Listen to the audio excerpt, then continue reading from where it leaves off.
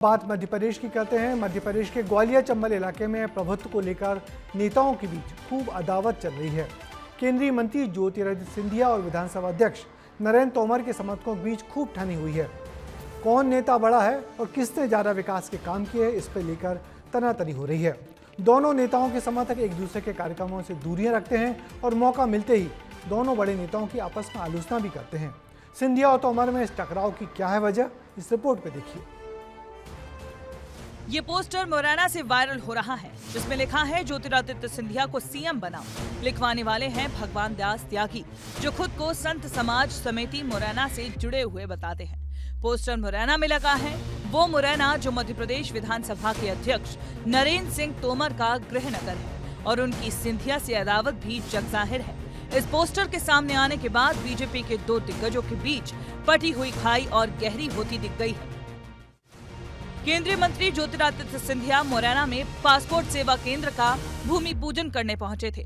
उनके समर्थकों ने ग्वालियर से मुरैना तक नेशनल हाईवे को और पूरे शहर को पोस्टरों से ढक दिया। एक तरफ सिंधिया गुट ने शक्ति प्रदर्शन किया, वहीं दूसरी तरफ नरेंद्र सिंह तोमर गुट ने दूरी बनाई, जिससे सिंधिया और तोमर की गुटबाजी भी जग जाहिर हो गई।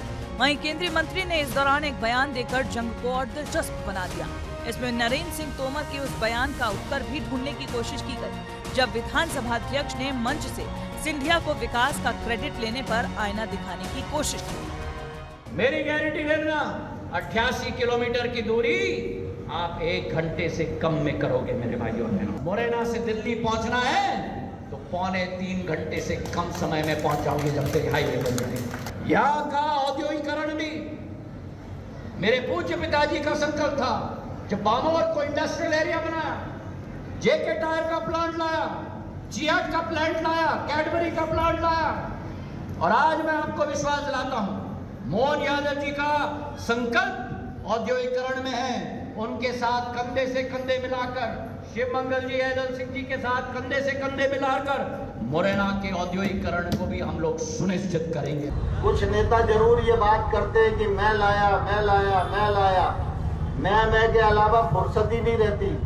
बस तो स्थिति ये है कि भारतीय जनता पार्टी की सरकार नहीं थी तब कौन है क्या कर दिया, इस बात का विश्लेषण करने की जरूरत है। आज अगर ट्रेन आई है, वंदे भारत चल रही है, स्टेशन का विकास हो रहा है, ये भारतीय जनता पार्टी की सरकार है, इसके कारण बन रहे हैं। महाराज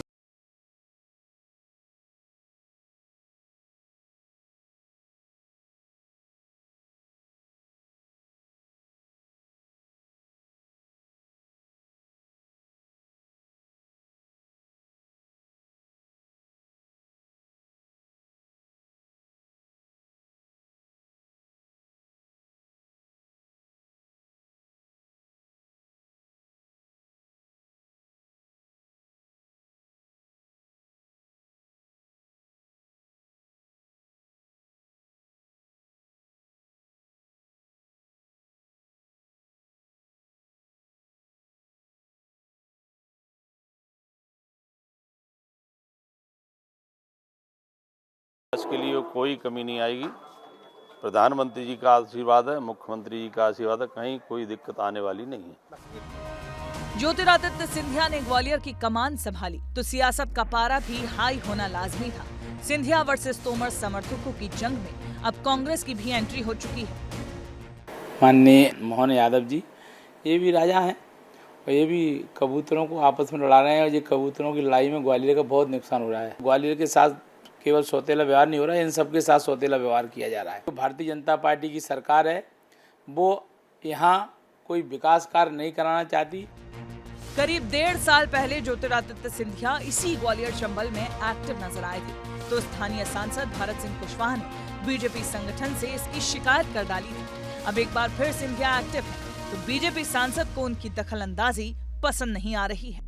फिलहाल इन दोनों के बीच गुटबाजी चरम पर है और इसका सीधा असर ग्वालियर शहर के विकास कार्यों पर पड़ रहा है। कैमरामैन संजय चंदेल के साथ अनिल गौर, विस्तार न्यूज। दरअसल ग्वालियर चंबल वो इलाका है जहां से मध्य प्रदेश में बीजेपी के सबसे ज्यादा दमदार नेता आते रहे हैं। ऐसे में बीजेपी के नेता सिंधिया के साथ कांग्रेस से जो बीजेपी में आए लोगों को अब तक बराबरी का दर्जा नहीं दे पाए हैं। तो सिंधिया के साथ आए लोग भी बीजेपी के पुराने नेताओं को अब तक अपना नेता नहीं मान रहे और यही टकराव की बड़ी वजह बन गया है। सिंधिया विरुद्ध तोमर का झगड़ा खुलकर चल रहा है और बीजेपी का नेतृत्व बेबसी से इस सब को देख रहा है।